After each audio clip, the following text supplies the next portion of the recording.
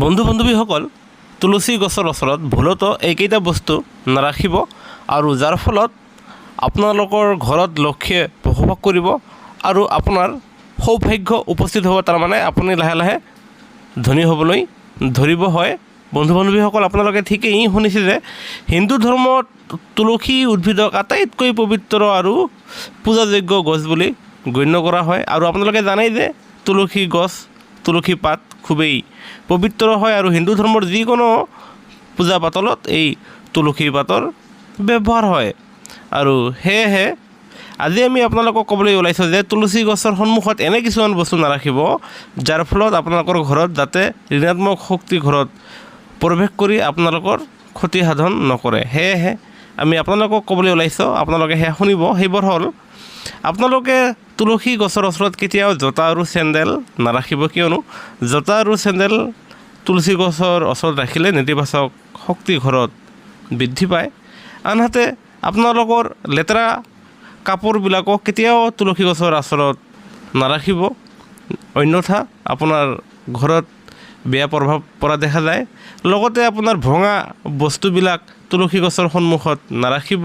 আনহাতে আমি ক'বলৈ ওলাইছোঁ যে ঘৰত আপোনাৰ জাবৰ জোঁথৰ আৱৰ্জনাবোৰ ওলায়, সেই আৱৰ্জনা আৰু জাবৰ জোঁথৰবোৰ তুলসী গছৰ ওচৰত কেতিয়াও নেপেলাব। আনহাতে তুলসী গছৰ ঠাইখিনি পৰিষ্কাৰ কৰি ৰাখিব। আনহাতে ঝাৰু কেতিয়াও তুলসীৰ ওচৰত ৰাখিব নালাগে। এনে কৰিলে ঘৰত দৰিদ্ৰতা আহে। আৰু তুলসী গছত ঝাৰু দিব নালাগে, অন্যথা মা লক্ষ্মীৰ খং উঠে।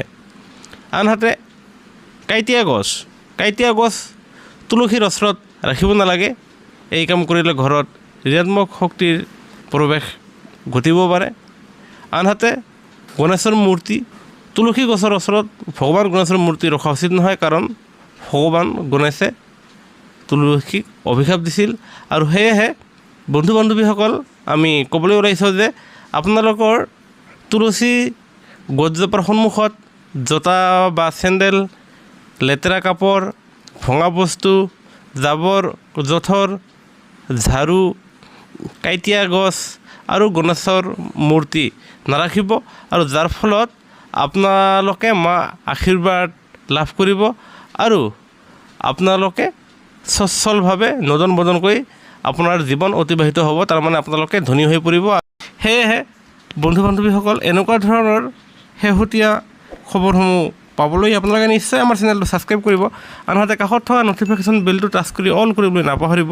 ভিডিঅ'টো চাবৰ বাবে ধন্যবাদ।